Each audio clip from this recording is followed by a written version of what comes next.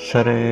नानक वीचारो नंढपण खां वठी असां ईअं ॾिसूं था चांवर छोला खोले स्कूल खणी वेंदो वीचारे जा न हलंदा बची पवंदा अची मोती परेशान थी। मुंहिंजो पीउ साईं जेको आहे टिकेमल नालो हुओसीं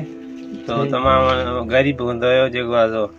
पहिरियों घोर कंदो गॾे ते वरी साईं जेको आहे दरबार रहंदो ड्यूटी में उन सां गॾु जेको आहे मां बि हूंदो हुअमि चङो टाइम वरी उहो वियो गुज़ारे त वरी जेको आहे घर बि वीचारे जो बरसातियुनि में किरी पियो उहो बि जुगो कोन्हे हाणे हिन सीउ पारे में काॾे वञे किथे वेही वञे वीचारो बसि पोइ राति जो ॿाहिरी ॿारे वेहंदो आहे सॼी राति वेठो रहंदो बि आहे सोचींदो बि आहे त अलाह साईं जेके ॿाॾाईंदो आहे वेठो त मां छा कयां काॾे वञां। हिन सां मजबूरी आहे न हिनखे औलाद आहे न छा आहे न हिन ताईं ॿाहिरि ई आया आहिनि त को ॾुख में या सुख में हिन जी इहा ई ज़िंदगी आहे ॿिलियुनि ऐं पखियुनि जी मदद कनि। कम से कम हिनखे 20 साल थी विया आहिनि जेको इहो ई हिन रेड़ीअ मां गुज़र सफ़र कंदो आयो आहे पर हिन ग़रीब खां कंहिं हाल वाल बि न वरितो आहे हिनखे संदा ॿाहिरि बि छॾिया आहिनि अकेलो ई आहे जंहिंखे 20 साल थी विया आहिनि इहा ई रेड़ी हलाए गुज़र सफ़र कंदो आहे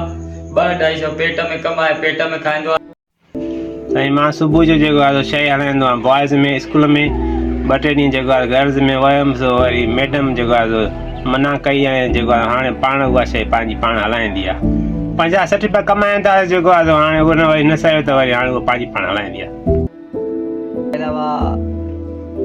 हुनखे घर वारी बि छॾे वई भाउ बि छॾे वियो हुनखे फ़िलहाल घर बि कोन्हे वधीक मां कॾहिं बि जेको आहे गुरबत मां माना उथी न सघियो आहियां सो मतिलबु मां जंहिं जॻह में रहां थो सो कॾहिं बि किरी सघे थी।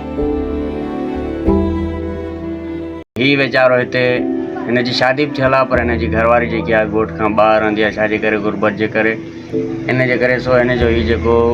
अबाणो घरु आहे पीउ जो घरु आहे हिन जो पुराणो उनजे करे ही हिते वेंदो आहे ऐं परियां हिकिड़ो हिन हाणे फ़िलहाल जेको छत अथसि कखां जी छत अथसि हुन में वेठो आहे। हिन जो गुज़र सफ़र असांजे चवण जो मक़सदु इहो आहे त असां मुस्लमाननि में इहो आहे जो कोई ग़रीब हुजे भाउ या अमीर हुजे विहारींदा गॾु आहियूं।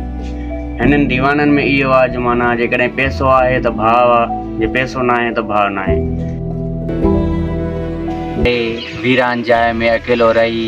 ऐं पंहिंजनि जे करे हिनखे जेको आहे सो पागल ऐं मेंटल थी वियो आहे वीचारो